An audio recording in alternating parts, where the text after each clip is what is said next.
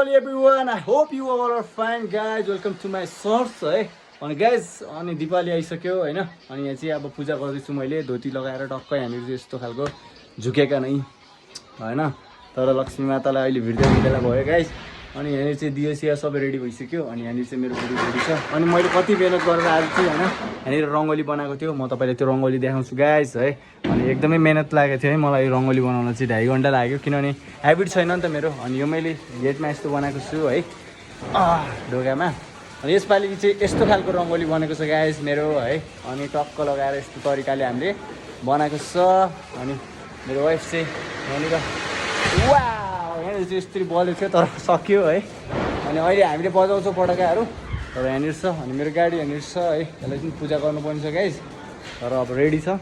अनि मेरो दिपावलीको दिया सिया रेडी हुँदैछ है त गाइस. यही हो हाम्रो दिपावली यस्तै छ है. अनि अब भेट्नुपर्छ गाइस है त.